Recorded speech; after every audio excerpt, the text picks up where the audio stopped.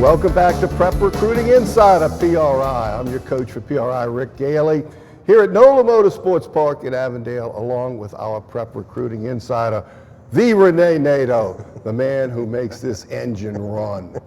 And we're joined today by Larry D'Antoni, Hall of Fame trainer with the Louisiana Association of Athletic Trainers.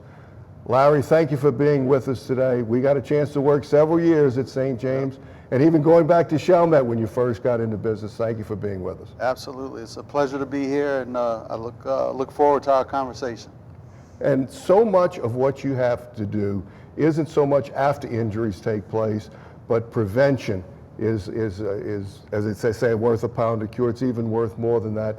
But not only injury prevention, but crisis management also comes under your purview. And we saw a situation at a meet that they're disqualified from the playoffs because of a lack of attention to that. Right. I thought it was pretty humorous when I talked to you about the job at St. James. I was very excited. My first day on campus, one of our assistant principals asked me if I knew CPR, and I said, yeah, I do. And he said, well, good, you're the crisis management guy. I didn't know what CPR had to do with bomb threats, but I decided to go ahead and give it my all, and it did teach me a lot about preparation in terms of educating the students what to do in case of a tornado, any other natural weather disaster. Certainly, more so today, even back as opposed to back then, but bomb threats and guns on campus and a shooter, active shooter. So we rehearsed it with our students, and it trickled over into the sidelines. Obviously, that was your deal, but I felt like I knew enough to where we helped the students. If there was an outbreak of a fight or something, we had to make sure that we controlled our sidelines because we knew there were some severe penalties as we see today. Larry, so many injuries to come back from injuries, that's to the individual, but you look at Adrian Peterson a couple of years ago coming back after a severe injury, and locally, Lowell Narcisse from St. James came back from a preseason injury where they thought he'd be on the shelf, but to have athletes come back and perform in a short period of time, a lot goes into rehab, a lot goes into what that athlete wants to do, but rehab is different for different people.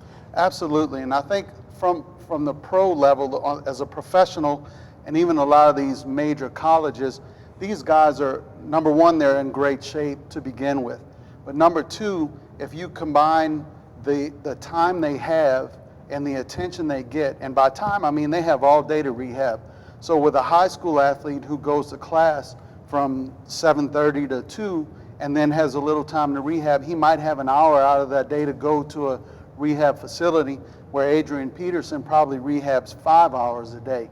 Now, it doesn't mean you can rush the recovery, but what it does mean is you can focus on every aspect of the recovery, which definitely includes nutrition. That's a big part of it. And I was 15 years old. Coach Gailey was at Chalmette High. I was a student just getting involved in athletic training. I was a student trainer. I can tell you right now that the registered dietitians of the world have a lot better jobs now than they did back then. People know about them. They carry a lot of weight.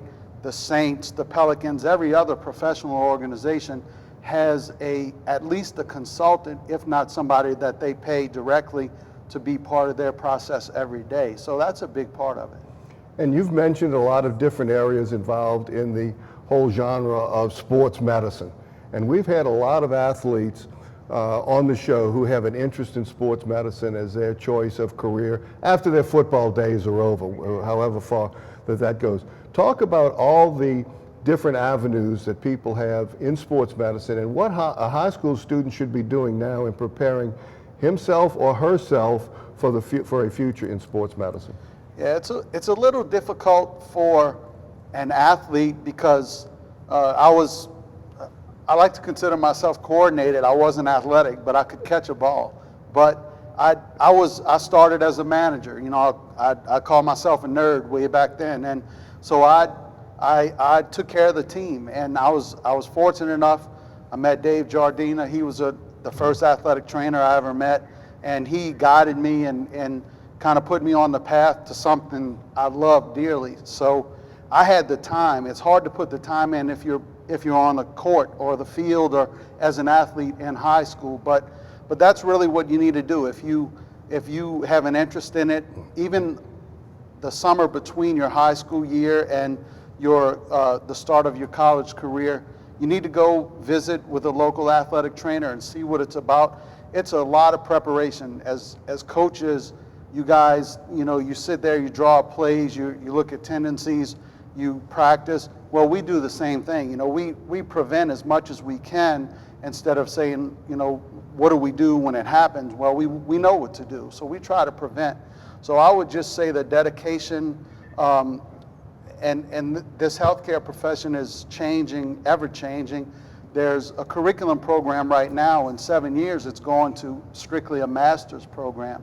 So that's another big deal, and I think all of any chance that you have to better yourself, even if it's through observation, that's what you need to do.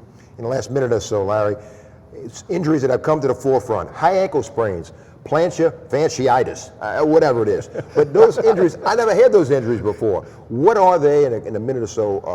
Why are you hear about them now? Well, maybe 15, 20 years ago or so you did. Right. Well, I think the plantar fasciitis is it's a large muscle on the bottom of your foot that runs from the back to the front or vice versa. And heel spur is what a lot of people call that. So I think it's been around, and somebody, probably some insurance company somewhere, said you just need to call it this. So that's comes with a little bit of old age. It kind of mimics tennis elbow and those things. High ankle sprain is a little different, and it's actually where you have two bones in your lower leg, your fibula on the outside and the tibia, which is the larger bone, and they actually separate. Well, in between those two bones is a space called the syndesmosis, and you can actually stretch that syndesmosis, and it takes a long time to recover from that. And when I was a student at Nichols, that's the first time I heard about a high ankle sprain, and I learned about that. Nowadays, we talk about bigger, stronger, faster. We got guys that have these severe injuries that actually require surgery. So. Well, thank you, Larry. There's so much that we could talk about, and we'll try to get you back on some other time and continue this discussion. Just a fantastic area to study and to know something about. That's Larry D'Antoni, Hall of Fame athletic trainer, works with us at St. James, helps make you a really good coach and a player's best friend. We'll be right back after this timeout. This is Prep Recruiting Insider, PRI.